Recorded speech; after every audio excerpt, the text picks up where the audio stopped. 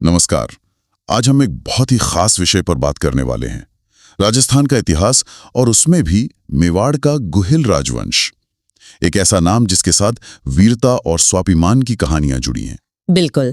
और आज हम इसी राजवंश के कुछ अहम शासकों और उनके दौर को थोड़ा गहराई से समझने की कोशिश करेंगे। हाँ, और हमारी ये जो चर्चा है, ये राजस्थान बोर्ड की कक्षा 10 की इतिहास की किताब में जो जानकारी दी गई है उस पर आधारित रहेगी। कोशिश यही है कि हम समझें कि ये शासक कौन थे, उन्होंने क्या किया और मेवाड़ के इतिहास पर उनका क्या असर रहा। सही कहा। मेवाड़ का नाम आते ही देखिए मन में एक अलग ही तस्वीर बनती है। हाँ, वीरता, संघर्ष, अपनी बात पर अड़े रहना, गुहिल वंश इसी जमीन से जुड़ा है। तो चलिए शुरू करते हैं इस इतिहास की परतों को खोलना। बिल्कुल। तो सबसे पहले ये वंश कहाँ से शुरू हुआ माना जाता है? इनका राज कहाँ फैला था? मतलब कौन से इलाके थे इनके? देखिए, इनका जो मुख्य इलाका था वो आज का उदयपुर, राजसमंद, चित्तौड़गढ़, प्रतापगढ़ और उसके आसपास का क्षेत्र था। इसी को मेवाड़ कहते थे और नाम तो जैसा आपने कहा इसके संस्थापक माने जाने वाले गुहिल के नाम पर पड़ा। अच्छा। पर इनकी जड़ें कहाँ से हैं, मतलब उत्पत्ति कैसे हुई, इस पर इतिहासकारों में ना थोड़ी अलग अलग राय हैं। ओह, ऐसा है? क्या क्या मानते हैं लोग? हाँ, जैसे मुगल दरबार के इतिहासकार थे अबुल फजल, वो कहते हैं कि ये ईरान के बादशाह नौशे खां आदिल के वंशज हैं। ईरान से? अच्छा। हाँ। और दूसरी तरफ कर्नल जेम्स टॉड जैसे जो अंग्रेज इतिहासकार थे, वो इन्हें गुजरात में वल्लभी के शासकों से जोड़ते हैं। फिर अपने यहाँ के इतिहासकार जैसे मुहणोत नैन्सी और डॉक्टर गोपीनाथ शर्मा, उनका मानना है कि ये ब्राह्मण वंश के थे। मतलब काफी अलग अलग थ्योरीज हैं। बिल्कुल। और डॉक्टर गौरी शंकर हीराचंद ओझा जी मानते हैं कि गुहिल ने करीब 566 ईस्वी के आसपास अपना राज कायम किया था। एक और जरूरी बात यह है कि आगे चल करना ये वंश 2 शाखाओं में बट गया, एक रावल शाखा और दूसरी सिसोदिया शाखा। इनका जिक्र आगे आएगा। जरूर। तो इस वंश के शुरुआती राजाओं में एक बहुत बड़ा नाम आता है बप्पा रावल का। सुना है कि बप्पा रावल उनका असली नाम नहीं था? हाँ, ये बात सही है। उनका असली नाम तो काल भोज था। बप्पा या बापा तो उनकी उपाधि थी, एक तरह से इज्जत देने के लिए कहते थे। इनका समय लगभग 734 से 753 ईस्वी का रहा। और इन्होंने क्या खास किया? इन्होंने नागदा को अपनी शुरुआती राजधानी बनाया और फिर 734 ईस्वी में चित्तौड़ के शासक थे मानमोरी मौर्य, उनको हराकर चित्तौड़ जैसा मजबूत किला जीत लिया। चित्तौड़? वो तो मेवाड़ की पहचान है। बिल्कुल। और सिर्फ किला ही नहीं जीता, कैलाशपुरी में जो मशहूर एकलिंग जी का मंदिर है वो भी इन्होंने ही बनवाया और एकलिंग जी को मेवाड़ का कुल देवता माना जाने लगा। अच्छा। इतना ही नहीं, कहते हैं कि उन्होंने उस समय जो बाहरी हमलावर थे अरब सेनाएं, उनको सिंध तक खदेड़ दिया था। जबरदस्त। हाँ, इसीलिए इतिहासकार हैं सीवी वैद्य, उन्होंने तो बप्पा रावल की तुलना फ्रांस के कमांडर थे चार्ल्स मार्टेल, उनसे की है। चार्ल्स मार्टेल ने यूरोप में उस समय मुस्लिम सेनाओं को रोका था। तो ये तुलना दिखाती है कि बप्पा रावल कितने शक्तिशाली रहे होंगे। तो बप्पा रावल ने नींव तो बहुत मजबूत रखी, लेकिन चित्तौड़ को स्थायी राजधानी किसने बनाया फिर? वो तो बाद में हुआ शायद। हाँ, वो श्रेय जाता है जैत्र सिंह को। इनका शासनकाल था 1213 से 1253 ईस्वी तक। इन्होंने परमार राजाओं से चित्तौड़ छीनकर उसे अपनी राजधानी बनाया। ये सामरिक रूप से बहुत अहम कदम था। और इनके समय में कोई बड़ी लड़ाई भी हुई थी? भूताला का युद्ध, ऐसा कुछ? हाँ, बिल्कुल। भूताला का युद्ध करीब 1227 ईस्वी में। ये बहुत महत्वपूर्ण लड़ाई थी। किसके साथ हुई थी ये लड़ाई और नतीजा क्या रहा? ये लड़ाई हुई थी दिल्ली सल्तनत के सुल्तान इल्तुतमिश की सेना के साथ और जैत्र सिंह ने इल्तुतमिश की फौज को बुरी तरह हराया था। अच्छा, दिल्ली के सुल्तान को? हाँ, इसका जिक्र जयसिंह सूरी की एक किताब है हमीर मधमर्दन, उसमें मिलता है। डॉक्टर ओझा तो जैत्र सिंह को गुलाम वंश के सुल्तानों के जमाने का मेवाड़ का सबसे ताकतवर राजा मानते हैं। वाह। फिर कहानी आगे बढ़ती है और हम आते हैं रावल रतन सिंह के समय पर, 1302-3 ईस्वी। इनके वक्त में दिल्ली के सुल्तान अलाउद्दीन खिलजी ने चित्तौड़ पर वो बहुत मशहूर हमला किया था। हाँ, 1303 का वो हमला। और यहीं पर रानी पद्मिनी की कहानी भी आती है, जिस पर इतना कुछ लिखा गया है, फिल्में बनी हैं, लेकिन क्या वाकई युद्ध सिर्फ रानी पद्मिनी की वजह से हुआ था? देखिए, ये थोड़ा पेचीदा मामला है। मलिक मोहम्मद जायसी ने अपनी किताब लिखी पद्मावत, जो इस घटना के काफी बाद में लिखी गई थी, उसमें तो रानी पद्मिनी की सुंदरता को ही युद्ध का मुख्य कारण बताया है। लेकिन जो उस समय के या ज्यादा भरोसेमंद स्रोत हैं, जैसे अमीर खुसरो, जो खुद उस हमले में खिलजी के साथ थे, उनकी किताब है खजाइनुल फुतू, उसमें और दूसरे इतिहासकार मानते हैं कि खिलजी की जो साम्राज्यवादी सोच थी, मतलब अपना राज फैलाने की इच्छा, और चित्तौड़ की सैनिक और व्यापारिक अहमियत, ये हमले की ज्यादा बड़ी वजह थी। अच्छा, मतलब सिर्फ कहानी नहीं बल्कि राजनैतिक और सामरिक कारण भी थे। बिल्कुल, और उस युद्ध का अंजाम बहुत ही भयानक हुआ। क्या हुआ था उसमें? बहुत जबरदस्त लड़ाई हुई। रावल रतन सिंह और उनके दो बहुत वीर सेनापति थे, गोरा और बादल, वो सब लड़ते हुए शहीद हो गए। और फिर हुआ वो जौहर। रानी पद्मिनी के नेतृत्व में कहते हैं लगभग 1600 राजपूत महिलाओं ने दुश्मन के हाथों बेइज्जती से बचने के लिए खुद को आग को सौंप दिया। ओह, ये तो बहुत दुख। हाँ, बहुत। अमीर खुसरो ने भी इसका जिक्र किया है। खिलजी ने चित्तौड़ जीत लिया और उसका नाम बदलकर अपने बेटे खिज्र खां के नाम पर खिजराबाद रख दिया और उसे वहां का शासक बना दिया। और रावल रतन सिंह जो थे, वो गोहिल वंश की इस रावल शाखा के आखिरी राजा साबित हुए। तो यहाँ रावल शाखा खत्म हो गई, लेकिन मेवाड़ का राज तो खत्म नहीं हुआ। आपने शुरू में बताया था कि 2 शाखाएं थीं। हाँ, बिल्कुल। मेवाड़ का इतिहास यहाँ खत्म नहीं होता। यहाँ एक बड़ा मोड़ आता है राणा हमीर के साथ। राणा हमीर, इन्होंने क्या किया? इन्होंने 1326 ईस्वी में, मतलब खिलजी के हमले के करीब 23 साल बाद, चित्तौड़ पर फिर से कब्जा कर लिया और गोहिल वंश के राज को दोबारा जिंदा किया। इसीलिए इनको मेवाड़ का उद्धारक कहते हैं। अच्छा, मेवाड़ का उद्धारक। हाँ, और एक उपाधि और मिली इनको, विषम घाटी पंचानन, मतलब मुश्किल हालात में शेर की तरह डटे रहने वाला। और यहीं से सिसोदिया शाखा शुरू हुई है ना? बिल्कुल सही, क्योंकि हमीर जो थे वो सिसोदा नाम के एक ठिकाने से थे। ठिकाना मतलब एक तरह की जागीर होती थी। तो इनके बाद जो राजा हुए वो सिसोदिया कहलाए। तो ये गोहिल वंश की ही नई शाखा थी जिसने मेवाड़ की कमान संभाली। अच्छा। और हमीर ने दिल्ली के सुल्तान मोहम्मद बिन तुगलक को भी हराया था सिंगोली के युद्ध में। फिर इस सिसोदिया वंश में आगे बढ़ते हैं। एक और शासक हुए महाराणा लाखा, 1382 से 1421 ईस्वी। इनके समय में मेवाड़ में काफी खुशहाली आई थी, ऐसे सुना है। हाँ, लाखा के समय मेवाड़ की आर्थिक स्थिति काफी सुधरी। जावर में चांदी और सीसे की खानें मिली, जिससे राज्य की आमदनी बहुत बढ़ गई। ओ, माइंस मिली थी। हाँ, और जो उदयपुर की मशहूर पिछौला झील है, वो भी कहते हैं कि इसी दौर में एक बंजारे ने बनवाई थी। अच्छा। और इनके साथ वो एक पारिवारिक कहानी भी जुड़ी है ना, इनके बेटे चुंडा से संबंधित। हाँ, वो बहुत दिलचस्प कहानी है। वह ये कि मारवाड़ के जो राठौड़ राजा थे, उन्होंने अपनी बेटी का रिश्ता लाखा के बड़े बेटे कुंवर चुंडा के लिए भेजा। ठीक है, लेकिन जब नारियल लेकर दूत दरबार में आए तो शायद चुंडा वहां थे नहीं, तो किसी ने मजाक में या जैसे भी बूढ़े हो चले महाराणा लाखा की तरफ इशारा कर दिया। अब लाखा ने इसे अपनी शान के खिलाफ समझा और उन्होंने हाँ कह दिया, लेकिन एक शर्त रख दी। क्या शर्त? शर्त ये कि इस शादी से जो बेटा पैदा होगा वही अगला राजा बनेगा, चुंडा नहीं। तो फिर कुंवर चुंडा ने क्या किया? ये तो उनके साथ नाइंसाफी थी। यहीं पर चुंडा ने बहुत बड़ा त्याग दिखाया। उन्होंने अपने पिता की बात रखने के लिए कसम खा ली कि न तो वो खुद कभी मेवाड़ की गद्दी पर बैठेंगे और न ही उनके वंशज। वो और उनका परिवार हमेशा मेवाड़ के सिंहासन की रक्षा करेंगे। अरे वाह! इसी भयानक प्रतिज्ञा की वजह से चुंडा को राजस्थान का भीष्म पितामह कहा जाता है। सच में भीष्म जैसी ही प्रतिज्ञा थी ये तो। अच्छा, लाखा के बाद फिर उनके बेटे मोकल राजा बने 1421 से 1433 तक। इनका शासनकाल कैसा रहा? मोकल जब गद्दी पर बैठे तो छोटे थे, तो पहले चुंडा ने उनकी देखभाल की संरक्षक के तौर पर। फिर उनकी माँ के कहने पर राठौड़ों ने ये जिम्मेदारी संभाली। उन्होंने कुछ पुराने मंदिरों को ठीक भी करवाया, लेकिन उनका अंत बड़ा दुखद हुआ। क्या हुआ उनके साथ? 1433 में वो गुजरात की तरफ एक सैनिक अभियान पर जा रहे थे।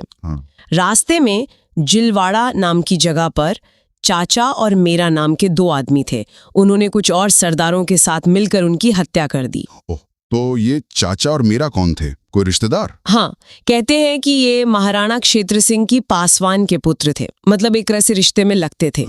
और मुगल के बाद आए मेवाड़ के शायद सबसे प्रसिद्ध शासकों में से एक महाराणा कुंभा, 1433 से 1468 ईस्वी। इनका दौर तो मेवाड़ का स्वर्ण युग कहलाता है। यकीनन, इसमें कोई शक नहीं। महाराणा कुंभा का जो दौर था वो मेवाड़ के लिए हर लिहाज से शानदार था।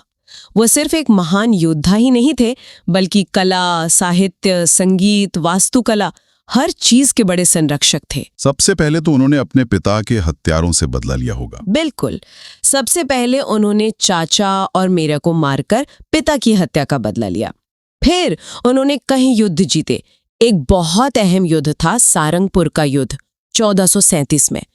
इसमें उन्होंने मालवा के सुल्तान महमूद खिलजी को हराया और बंदी बना लिया। महमूद खिलजी को बंदी बना लिया? हाँ, और इसी जीत की याद में उन्होंने चित्तौड़ में वो भव्य विजय स्तंभ बनवाया, जिसे कीर्ति स्तंभ भी कहते हैं। हाँ, विजय स्तंभ, वो तो आज भी चित्तौड़ की शान है। अद्भुत है वो। और भी किले वगैरह बनवाए उन्होंने? अरे बहुत। कहते हैं कि मेवाड़ के 84 किलों में से 32 किले तो अकेले कुंभा ने बनवाए थे, जिनमें सबसे मशहूर है कुंभलगढ़ का किला, जो आज तक अजेय माना जाता है। अचलगढ़ का किला भी उन्होंने बनवाया या मरम्मत करवाई। कुंभलगढ़? उसकी दीवार तो चीन की दीवार के बाद सबसे लंबी है शायद। हाँ बिल्कुल। और सिर्फ किले ही नहीं, कई मंदिर भी बनवाए, जैसे कुंभस्वामी मंदिर, श्रृंगार चौरी मंदिर। रणकपुर के जो खूबसूरत जैन मंदिर हैं वो भी उन्हीं के समय बने। हालांकि वो एक जैन व्यापारी ने बनवाए थे, लेकिन कुंभा के प्रोत्साहन से। उनके मुख्य शिल्पी देपाक थे। मतलब वो सिर्फ तलवार चलाने में ही माहिर नहीं थे, कला और संस्कृति में भी उनकी गहरी रुचि थी। बहुत गहरी। वो खुद बहुत बड़े विद्वान थे। संगीत पर उन्होंने ग्रंथ लिखे, संगीत राज, संगीत मीमांसा, सूड प्रबंध। सोचिए, एक राजा जो युद्ध भी लड़ रहा है, किले भी बनवा रहा है और संगीत पर ग्रंथ भी लिख रहा है। कमाल है। उनके दरबार में कान्हा व्यास जैसे विद्वान थे, जिन्होंने एकलिंग महात्म्य लिखा। और विजय स्तंभ पर जो प्रशस्ति लिखी है, मतलब तारीफ में जो लेख है, कीर्ति स्तंभ प्रशस्ति, वो अत्रि और उनके बेटे महेश ने लिखी थी। उनको उपाधियां भी बहुत मिली होंगी। हाँ, कई उपाधियां थी, जैसे महाराजा धीराज, राजगुरु, दान गुरु, हिंदू सुल्तान, मतलब हिंदू शासकों में सबसे श्रेष्ठ। पर इतने महान शासक का अंत वो दुखद हुआ था ना? हाँ, ये मेवाड़ के इतिहास की सबसे दुखद घटनाओं में से एक है। उनके ही बेटे उदा या उदयकरण ने 1468 में कुंभलगढ़ किले में उनकी हत्या कर दी, गद्दी के लालच में। अपने ही पिता की? बहुत बुरा हुआ ये तो। हाँ, इसे मेवाड़ के इतिहास का एक काला धब्बा माना जाता है। कुंभा के बाद उनके पोते राणा सांगा यानी संग्राम सिंह गद्दी पर बैठे 1509 से 1528 ईस्वी। इन्हें हिंदू पद भी कहते थे। इनका दौर भी बड़े युद्धों का दौर था। हाँ, राणा सांगा भी अपने दादा की तरह ही बहुत वीर और महत्वाकांक्षी शासक थे। उन्होंने उस समय के सबसे शक्तिशाली शासकों को चुनौती दी। दिल्ली का सुल्तान था इब्राहिम लोदी। सांगा ने उसे पहले 1517 में खातोली के युद्ध में हराया। अच्छा, दिल्ली के सुल्तान को हराया? हाँ, और फिर बाड़ी धौलपुर के युद्ध में फिर हराया। इतना ही नहीं, जब बाबर भारत आया तो 1527 में बयाना के युद्ध में राणा सांगा ने बाबर की सेना को भी हराया था। बाबर को भी हराया था पहले? ये कम लोग जानते हैं। हाँ, बयाना में सांगा जीते थे, लेकिन उसके ठीक बाद 17 मार्च 1527 को खानवा का युद्ध हुआ और ये युद्ध भारतीय इतिहास के लिए बहुत निर्णायक साबित हुआ। खानवा में ऐसा क्या हुआ कि बयाना में जीतने के बाद सांगा हार गए? खानवा में बाबर ने अपनी तोपों का इस्तेमाल किया, जो उस समय भारत में नई चीज थी, और उसने तुलुगमा युद्ध नीति अपनाई। ये एक खास तरीका था जिसमें सेना के कुछ हिस्से दुश्मन को साइड से और पीछे से घेर लेते थे। ओह, नई तकनीक और रणनीति। हाँ, ये चीजें राजपूतों की जो परंपरागत वीरता वाली युद्ध शैली थी, उस पर भारी पड़ गईं। राणा सांगा बुरी तरह घायल हुए और राजपूत सेना हार गई। और उनकी मृत्यु कैसे हुई? युद्ध में घायल होने से? नहीं, युद्ध में वो बच गए थे। उन्हें मैदान से सुरक्षित निकाल लिया गया था, लेकिन जब वो ठीक होकर फिर से बाबर से बदला लेने की तैयारी करने लगे तो उनके ही कुछ सरदार थे जो अब और युद्ध नहीं चाहते थे। उन्होंने सांगा को बसवा नाम की जगह पर, जो अब दौसा जिले में है, जहर दे दिया। अपनों ने ही? हाँ। 1528 में उनकी मृत्यु हो गई। उनकी समाधि मांडलगढ़ भीलवाड़ा में है। खानवा की हार बहुत बड़ा झटका थी और इसी के बाद भारत में मुगल साम्राज्य की नींव पक्की हो गई। सांगा के बाद उनके बेटे उदय सिंह गद्दी पर बैठे 1537 से 1572 ईस्वी तक। इनके बचपन की वो कहानी तो बहुत मशहूर है, पन्ना धाय वाली। हाँ, उदय सिंह का बचपन सच में बहुत मुश्किल और खतरों में बीता। बनवीर नाम का एक व्यक्ति था जो मेवाड़ का राज हड़पना चाहता था। उसने उदय सिंह को मारने की कोशिश की। तब उनकी धाय माँ पन्ना ने अपने खुद के बेटे चंदन को उदय सिंह की जगह सुला दिया। और पन्ना ने चंदन को मार दिया। हाँ, और पन्ना अपने कलेजे पर पत्थर रखकर उदय सिंह को चुपके से सुरक्षित कुंभलगढ़ किले में ले गईं। ये त्याग और बलिदान की ऐसी मिसालें जो शायद ही कहीं और मिले। रोंगटे खड़े हो जाते हैं सुनकर। पन्ना धाय का नाम अमर हो गया। उदय सिंह ने ही उदयपुर शहर बसाया था ना? जी हाँ। 1537 में कुंभलगढ़ में उनका राज तिलक हुआ। फिर 1540 में उन्होंने बनवीर को हराकर पूरी सत्ता अपने हाथ में ली और 1559 में उन्होंने उदयपुर शहर की नींव रखी और उसे अपनी नई राजधानी बनाया, एक सुरक्षित जगह पर। लेकिन इनके समय में भी एक बड़ा हमला हुआ था, अकबर का। हाँ, उनके शासनकाल की सबसे बड़ी घटना थी 1567-68 में मुगल बादशाह अकबर का चित्तौड़ पर हमला। इस बार उदय सिंह किले की रक्षा का भार अपने दो बहादुर सेनापतियों जयमल राठौड़ और फत्ता सिसोदिया पर छोड़कर खुद गिरवा की पहाड़ियों में चले गए। वो चले क्यों गए थे? शायद वो युद्ध की रणनीति का हिस्सा हो, या शायद वो पिछले लड़ाइयों से सबक लेकर सीधी टकराव से बचना चाहते हो। इस पर अलग अलग विचार हैं। लेकिन जयमल और फत्ता ने उन्होंने क्या किया? उन्होंने गजब की बहादुरी दिखाई। किले की रक्षा करते हुए दोनों लड़ते लड़ते शहीद हो गए। कहते हैं कि अकबर खुद उनकी वीरता से इतना प्रभावित हुआ था कि उसने बाद में आगरा के किले के मुख्य दरवाजे पर जयमल और फत्ता की हाथी पर बैठे हुई पत्थर की मूर्तियां लगवाईं। अकबर ने? ये तो बड़ी बात है। हाँ, इस हमले के बाद चित्तौड़ एक बार फिर लंबे समय के लिए मुगलों के हाथ में चला गया। और फिर मेवाड़ के इतिहास के उस नायक का दौर आता है जिनका नाम ही काफी है, महाराणा प्रताप। 1572 से 1597 ईस्वी। हाँ, महाराणा प्रताप एक ऐसा नाम जो आज भी वीरता, दृढ़ निश्चय और आजादी के लिए लड़ने का प्रतीक है। इनका जन्म कहाँ हुआ था? इनका जन्म 9 मई 1540 को कुंभलगढ़ के किले में हुआ था। पिता उदय सिंह की मृत्यु के बाद मेवाड़ के सरदारों ने उदय सिंह के चुने हुए उत्तराधिकारी जगमाल की जगह प्रताप को 1572 में गोगुंदा में मेवाड़ का राणा बनाया। और उन्होंने आते ही अकबर से लोहा लिया। उन्होंने अकबर की अधीनता मतलब गुलामी मानने से साफ इनकार कर दिया।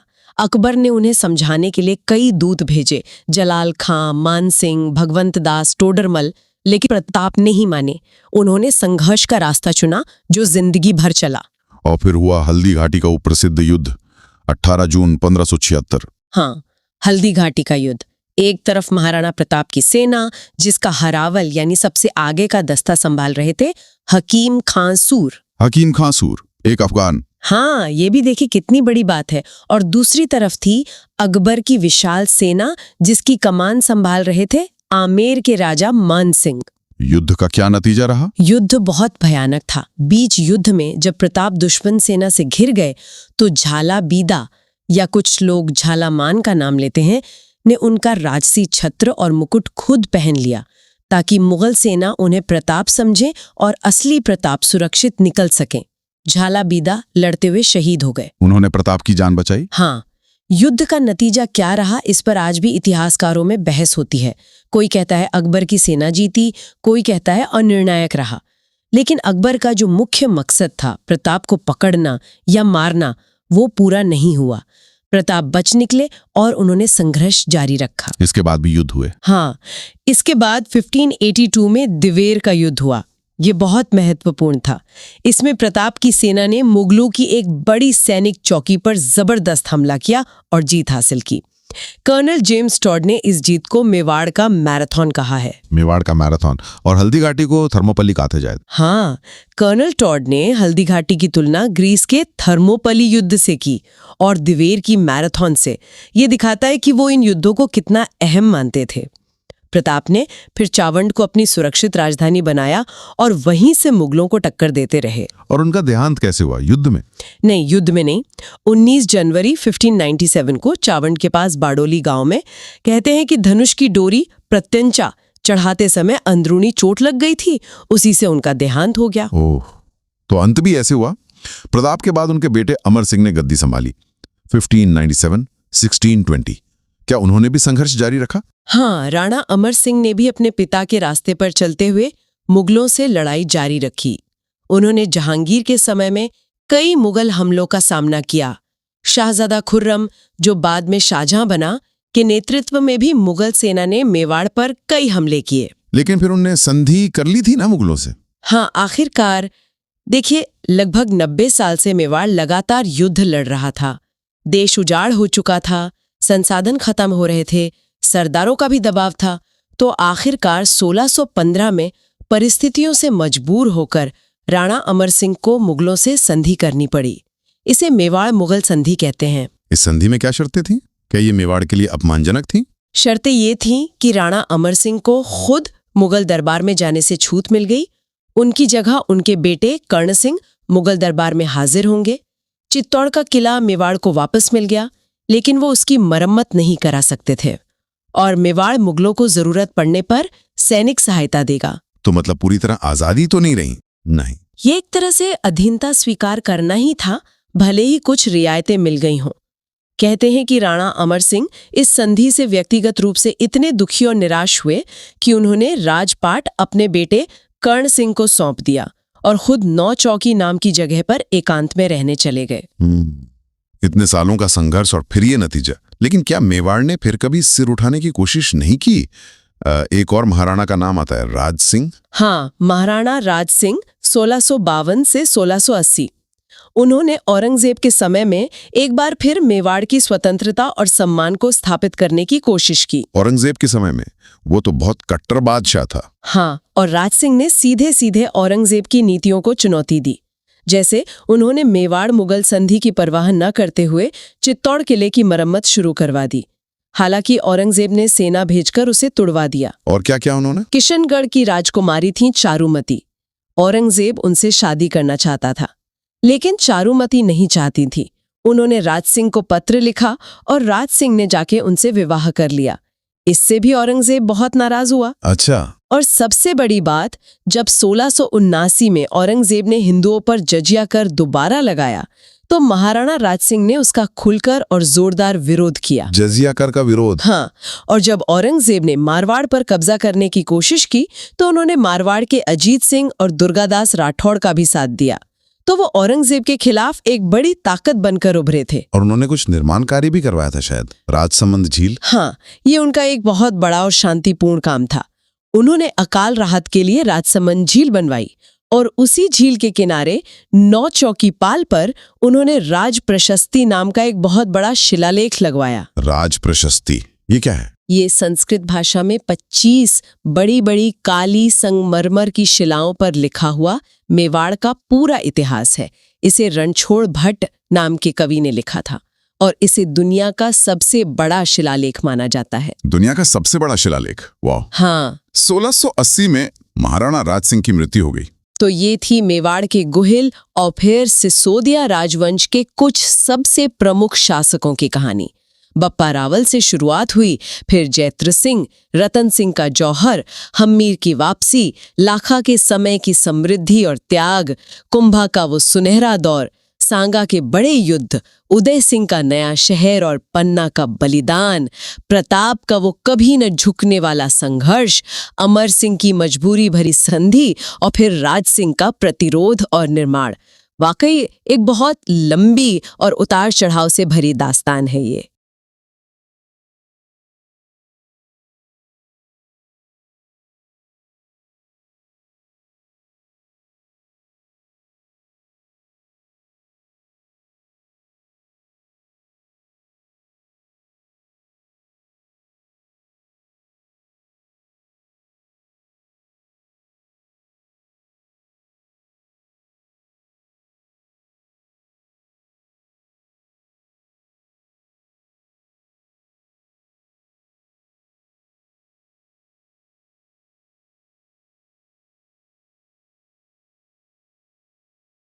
बिल्कुल।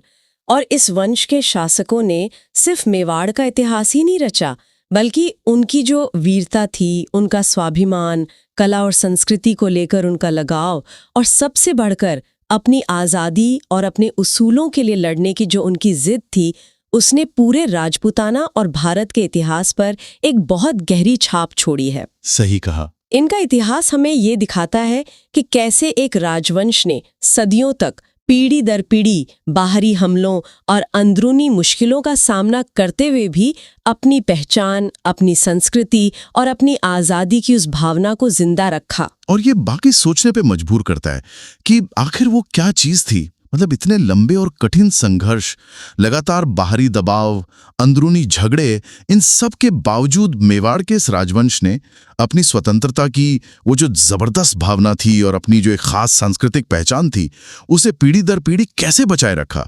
वो कौन से गहरे सामाजिक या सांस्कृतिक या नैतिक तत्व रहे होंगे जो इस जज्बे की बुनियाद में थे। ये सोचने वाली बात है।